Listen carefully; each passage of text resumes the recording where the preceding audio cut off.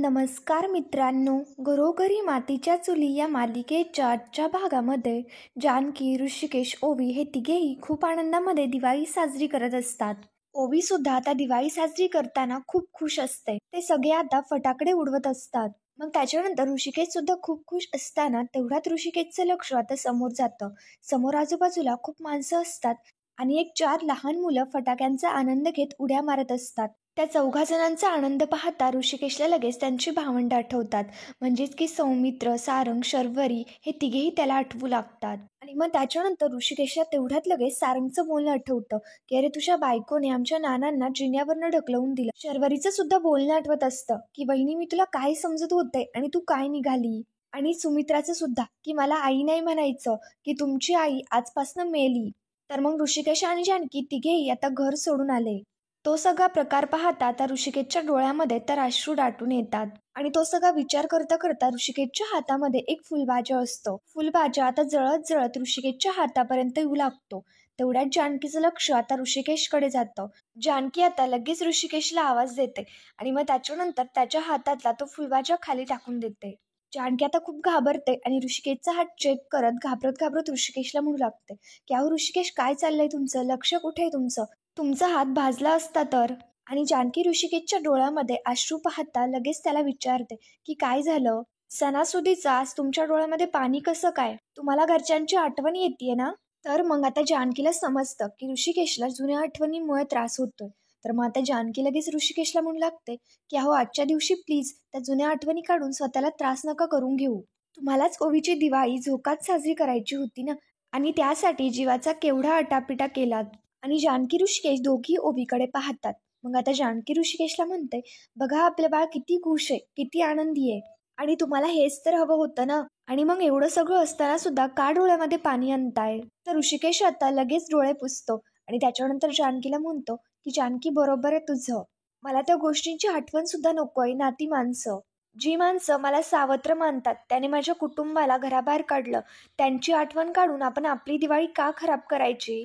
नाही रडणार मी अजिबात. मग त्याच्यानंतर जानकी सुद्धा ऋषिकेशला स्पष्टपणे सांगते की आता डोळ्यामध्ये पाणी नाही आणायचं. त्याच्यानंतर तेवढ्यात तिथे ओवी येते आणि ती ऋषिकेश जानकीला म्हणते की आई बाबा चला, मला तो पाऊस उडवायचा आहे. मला ना त्याची भीती वाटते, आपण तिघे मिळून तो उडवूयात. तर मग ऋषिकेश, जानकी, ओवी तिघेही तो पाऊस पेटवून देतात. आणि त्यांच्या तिघांचा आनंद आता कोणाच्या तरी डोळ्यामध्ये खपत असतो आणि कोणीतरी त्यांच्या तिघांचे सुद्धा फोटोज काढून घेतं. त्यानंतर आता इकडे दुसरीकडे सौमित्र नानांना व्यवस्थितपणे झोपून येतो. सगळे आता हॉलमध्ये असतात. सौमित्र हॉलमध्ये येतो आणि आता अवंतिकाला विचारतो, तुझी मीटिंग कशी झाली? याच्यावरती अवंतिका म्हणते, एकदम मस्त, आणि निकाल सुद्धा आपल्याच बाजूने लागणार आहे, बघच आता तू. तर मग ते पाहता सौमित्र लगेच म्हणतो, आई बघ, हुशार आहे तुझी तिसरी सुद्धा सून. तर मग आता इकडे सुमित्रा लगेच म्हणू लागते, हो माहिती आहे ते मला, आणि शब्दाची सुद्धा पक्की आहे. लक्ष्मीपूजनाच्या आधी येते म्हणाली आणि त्याप्रमाणे आली, आणि ते सुद्धा छान नटून थटून तयार झाली. इकडे आता सुमित्राचं ते बोलणं पाहता इकडे ऐश्वर्या लगेच रागारागाने बघायला लागते.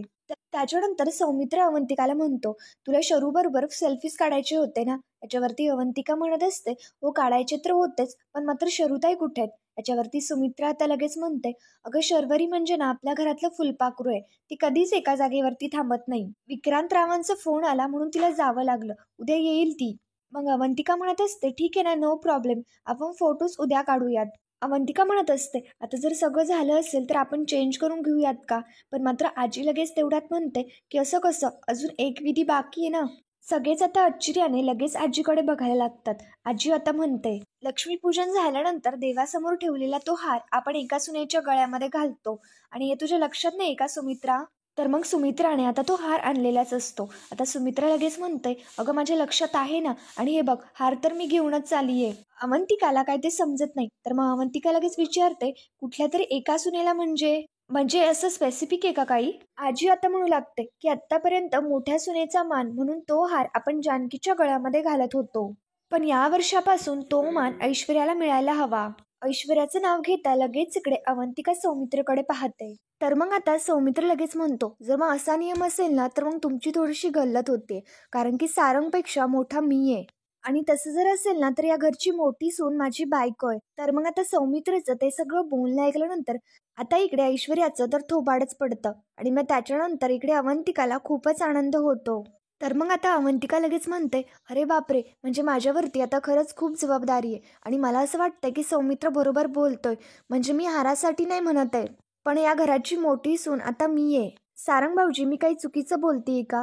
आणि मग त्याच्यानंतर सारंगला सुद्धा आता काय बोलावं काहीच समजत नाही आणि सारंग सुद्धा "बरोबर आहे, बरोबर आहे" असं म्हणतो. तर मग आता ऐश्वर्या लगेच सारंगवरती ओरडत म्हणते, की "काय चाललंय तुमचं? ही काल परवा इथे आली या घरामध्ये." तर मग आता सौमित्र लगेच म्हणतो, "ती जरी काल परवा आली असली तरी सुद्धा मी काय काल परवा नाही आलेलो. तसं तर विचार केला तर मी सारंगच्या आधी आलोय." आणि सुमित्राकडे पाहत म्हणतो, "मी सावत्र सुद्धा नाहीये. त्यामुळे मी मोठा आहे आणि माझी बायको या घरची सून आहे. त्याच्यामुळे हा मान आता तिलाच मिळायला हवा." तर मग आता अवंतिका आणि ऐश्वर्या दोघी बरोबर एकच शब्द बोलतात, की "आई तुम्हीच सांगा काय करायचं?" आणि त्यांच्या दोघींचा असा बरोबर शब्द पाहता त्या दोघी आता आश्चर्याने एकमेकींकडे पाहायला लागतात. पण मात्र सुमित्राला तर आता मोठा प्रश्न पडलेला असतो, की नेमकं आता काय करावं आणि काय नको करावं. तर मग सुमित्रा आता लगेच म्हणते, "मला असं वाटतंय की सौमित्र म्हणतोय ना ते ऐश्वर्या बरोबर आहे. या हाराचा मान आता अवंतिकालाच मिळायला हवा." आता हे ऐकल्यानंतर अवंतिका आणि सौमित्र दोघांनाही खूप आनंद होतो. पण मात्र ऐश्वर्याचा तर आता चेहराच पडलेला असतो.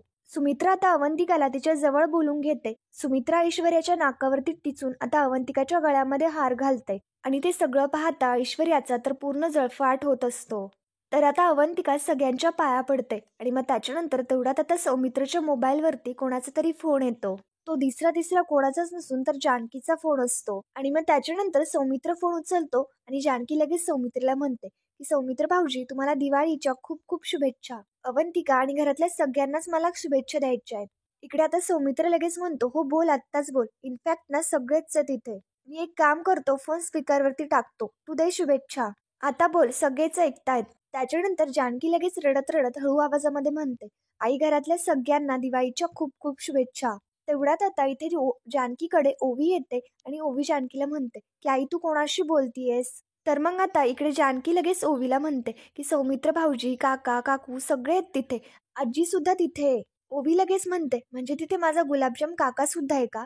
मग आता गुलाबजाम काका म्हणजेच की इकडे सारंग. तर मग आता ओवीचं हे सगळं बोलणं ऐकता सारंग खूपच इमोशनल होतो आणि त्याला ओवीशी बोलावंसं वाटत असतं. पण मात्र ऐश्वर्याच्या भीतीने त्याच्या तोंडातून शब्द सुद्धा निघत नसतो. ओवी लगेच जानकीच्या हातामधला फोन घेते आणि म्हणू लागते, की "सारंग काका तुला दिवाळीच्या खूप खूप शुभेच्छा. आजी, पणजी आजी, ऐश्वर्या आंटी, इकडे आता अवंतिका काकू सगळ्यांनाच खूप खूप शुभेच्छा." त्याच्यानंतर आता इकडे अवंतिका आणि सौमित्र दोघेही म्हणतात, की "तुला पण दिवाळीच्या खूप खूप शुभेच्छा." तिथे ऐश्वर्या असते आणि ऐश्वर्या आता लगेच म्हणते, "आपण कशाला द्यायच्या आहेत त्यांना शुभेच्छा? ते लोक आपलं घर सोडून गेलेत ना." सौमित्र आता ऐश्वर्याला स्पष्टपणे सांगून टाकतो, की "असं कसं? जानकी वहिनी आणि ओवी या घरच्या कोणीतरी आहेत आणि कायम राहतील. आणि ऋषिकेश दादा सुद्धा याच घरचा मुलगा आहे. ही गोष्ट ना सगळ्यांनी लक्षात ठेवायची." तेवढ्यात लगेच तिथे ऋषिकेश येतो आणि ऋषिकेश ओवीला म्हणतो, "अगं ओवी इथे काय करतेस? चल ना आपण फटाके फोडूयात." ते आता ऋषिकेशचं बोलणं इकडे सगळेच ऐकतात. तर मग ओवी आता लगेच इकडे ऋषिकेशला सांगते, "बाबा सारंग काका, सौमित्र काका सगळेच आहेत फोनवरती आणि मी त्यांना दिवाळीच्या शुभेच्छा दिल्या. तुम्ही सुद्धा द्या ना." इकडे आता हे सगळं पाहता सुमित्रा तर खूपच इमोशनल झालेली असते आणि सारंगला सुद्धा खूप रडू येत असतं. ऋषिकेश आता ओवीला म्हणतो, "ओवी शुभेच्छा त्यांना देतात ते आपले शुभेच्छुक असतात. आपल्या वाईट चितणाऱ्या लोकांना शुभेच्छा देऊन काहीच उपयोग नाहीये." ऋषिकेश आता जानकीच्या हातामधला मोबाईल घेतो, फोन बंद करून टाकतो आणि ओवीला घेऊन तिकडं निघून जातो. तर मग हा सगळा प्रकार पाहता आजीला लगेच याच्यामध्ये काहीतरी मीठ मिरची घालायचीच असते. आजी लगेच आता सुमित्राला म्हणू लागते, "बघितलंस का सुमित्रे, ज्याच्याकरता तुझा जीव रात्रंदिवस झुरत होता, तळमळ होता, तोच काय म्हणालास ऐकलंस ना? आपण त्याचं वाईट चिंततो का?" इकडे सौमित्र आता लगेच आजीवरती पलटवार करत म्हणतो, "आजी एकदा स्वतःकडे बघा ना, म्हणजे कळेल तुम्हाला. आणि काय चुकीचं बोलला तो, त्याला ना तसं वाटणारच आणि त्याला घराबाहेर जायला कोणी भाग पाडलं?" तर मग आता सुमित्रा लगेच सौमित्रचं बोलणं पाहतं त्याला म्हणते, "बास झालं, झाला तेवढा विषय ना बास झाला. दिवाळीच्या दिवशी आपल्याला घरामध्ये भांडणं करायची आहेत का?" सुमित्रा आता अवंतिकाला म्हणते, की "अवंतिका हे हार दागिने सगळं काही सांभाळून ठेव." आणि त्याच्यानंतर अवंतिका हो बोलते. सुमित्रा लगेच तिकडे निघून जाते. ऐश्वर्या मात्र इथे शांतपणे फक्त तो सगळा प्रकार बघत असते आणि ती सुद्धा सारंग बरोबर तिकडनं निघून जाते. त्याच्यानंतर रूम मध्ये आल्यानंतर इकडे आताच अवंतिका तो हार व्यवस्थितपणे लॉकरमध्ये ठेवून देते. तर मग तेवढ्यात तिथे सौमित्र येतो आणि अवंतिकाला विचारतो, "हार व्यवस्थित ठेवला ना?" तर मग आता अवंतिका म्हणते, "हो व्यवस्थित ठेवला. पण मात्र सौमी तू पाहिलंस का? तो हार मला मिळाला म्हटल्यानंतर त्या ऐश्वर्याचं थोबाड कसं पडलं होतं." त्या ऐश्वर्याने तिच्यासारख्या 10 ऐश्वर्या जरी माझ्यासमोर येऊन उभ्या केल्या ना, तरी सुद्धा तो हार काय तिला मिळणार नाहीच आहे. त्याच्यानंतर आता तेवढ्यात इकडे सौमित्रेच्या डोक्यामध्ये आयडिया येते आणि सौमित्र अवंतिकाला म्हणतो की ऐश्वर्या मला असं वाटतं, आणि तेवढ्यात अवंतिका आणि सौमित्र दोघेही बरोबर बोलतात की आपण हा हार जानकी वहिनीला देऊयात. अवंतिका म्हणू लागते, हो मला सुद्धा तसंच वाटतं. एकदा का जानकी वहिनी घरी आल्या ना, तर आपण हा हार त्यांना देऊयात. पण मात्र सौमित्र लगेच म्हणतो की आय डाऊट की हा हार ती घेईल. पण नाही घेतला ना, तर आपण तिला आग्रह करूयात आणि तिला तिचा मान आपण परत करूयातच. अवंतिका आता सौमित्राला म्हणते की फक्त हाच मान नाही, दादा आणि वहिनीचा या घरामध्ये जो काही अपमान झालाय ना, त्याचा सुद्धा मला निकाल लावायचा आहे. आफ्टर ऑल ही वकिली आहे ना, ती माझ्या रक्तातच आहे. एक एक करत सगळे पुरावे शोधून काढणार. नानांनी असं का केलं आणि केलंच तर कोणाच्या दबावाखाली केलं, या सगळ्या प्रश्नांची उत्तरं मला शोधायची आहेत. आज माझ्या मनामध्ये काय आलं माहिती का तुला? सौमित्र आता लगेच विचारतो की काय आलं, तर मग अवंतिका लगेच सांगू लागते की त्या ऐश्वर्याने आपण नसताना आता वहिनीला घराबाहेर काढलं. मला ना तो दिवस परत रिक्रिएट करायचा आहे. हेच घर, हेच सगळं, ह्याच आई आणि हीच ऐश्वर्या. फक्त यावेळी नाना जानकी वहिनीकडे नाही तर ऐश्वर्याकडे बोट टोकतील. यावेळी ती ऐश्वर्या जानकी वहिनीच्या पायावरती नाक घासेल आणि आपल्या रणदिवे कुटुंबातून तिला बाहेर काढणाऱ्या आपल्या आईच असतील. आणि मला खात्री आहे की तो दिवस एक ना एक दिवस नक्कीच येईल. या ऐश्वर्याने आपल्या घरातल्या लक्ष्मीला जानकी वहिनीला घराबाहेर काढलंय ना, आणि आजच्या या लक्ष्मी पूजनाच्या दिवशी सौमी मी तुला सांगते की आपल्या घरातली लक्ष्मी जानकी वहिनी या घरामध्ये वाजत गाजत परत येतील. अवंतिकाचं हे सगळं बोलणं पाहता सौमित्रेला तर आता खूपच छान वाटतं. त्याच्यानंतर आता इकडे दुसरीकडे ऐश्वर्या पडलेली असते, पण मात्र तिला झोप तर काही येत नसते. अवंतिकाने ऐश्वर्याचा कोणताच प्लॅन सक्सेसफुल होऊ दिलेला नसतो, त्याच्यामुळे ऐश्वर्या आता विचार करत असते. अवंतिकाने पहिल्यांदी जानकी आणि ऋषिकेश यांच्या दोघांची रूम मिळवली. आता त्याच्यानंतर हा हाराचा मान सुद्धा. ते पाहता इकडे ऐश्वर्या भयंकर चिडते आणि आता स्वतःशीच म्हणते, ही अवंतिका ना आता डोक्यात जायला लागलीये माझ्या. आधी तिने जानकीच्या रूमवरती कब्जा मिळवला आणि आता तो हार पटकवला, जो हार कित्येक वर्ष जानकी वहिनीला मिळत होता, जो आज मला मिळाला असता, पण मात्र नाही, आली मध्येच कडमडायला. नेमकं हे सगळं काय चाललंय ना, मला काहीच कळत नाहीये. मी जितक्या ताकदीने तिच्यावरती हल्ला करतीये तितकाच जोरात ती मला पंजा मारतीये. पण नाही अवंतिका, तुला माहित नसेल, या घरात ती वाघीण ना एकच आहे आणि ती म्हणजे मी आहे. मला तू साधा नख जरी लावलास ना, तरी सुद्धा तुझी अख्खी कातडी सोलून काढेल मी. दुसरीकडे अवंतिका सौमित्रला म्हणत असते, आपल्या जानकी वहिनी, ऋषिकेश दादा, ओवी हे तिघेही मानानं घरामध्ये परत येतील. अवंतिका खूप इमोशनल झालेली असते, तर सौमित्र अवंतिकाकडे येतो आणि तिला विश्वासात घेत म्हणतो, तुझ्या या निश्चयावरती मी कोर्टात काल सुद्धा विश्वास ठेवला होता आणि आज सुद्धा विश्वास ठेवेल. तू म्हणतीयस ना, तर ते नक्की खरं होईल. पण तोपर्यंत हे घर तुला सांभाळून ठेवायचंय, तुला हे घर बांधून ठेवायचंय. तर मग आता अवंतिका सुद्धा लगेच म्हणते, डोंट वरी सौमी, मला माहितीये की माझी या घरातली आता जबाबदारी वाढली आहे आणि ते मी नीट पार पाडेल. जस्ट लाईक जानकी वहिनी, आय प्रॉमिस की मी जानकी वहिनीसारखी जबाबदारी पार पाडण्याचा प्रयत्न करेल. आता अवंतिकाचं हे सगळं बोलणं पाहता सौमित्र देखील खूप इमोशनल होतो. अवंतिका आणि सौमित्र दोघेही लगेच एकमेकांच्या गळ्यामध्ये पडतात. त्यानंतर आता इकडे दुसरीकडे ऐश्वर्याच्या मोबाईल मधले कसा तरी फोटो झालेला असतो आणि तो फोटो दुसरा दिवसा कुठलाही नसून ओवी, जानकी आणि ऋषिकेश यांची दिवाळी साजरी करतानाचा असतो. ते सगळं पाहता ऐश्वर्या आता लगेच म्हणते, माझ्या चेहऱ्यावरचं हसू भिजवून यांच्या चेहऱ्यावरती हसू उमटतंय. ऐश्वर्या त्यांच्या तिघांचा तो फोटो पाहत म्हणते, फटाके फोडायची खूप हौस आहे ना तुम्हाला. आता तुमची हॅपी दिवाळी मी करणार. तुमच्या आनंदाची वात मी पेटवेल. माझ्या धमाक्यात तुम्ही फटकन फुटाल.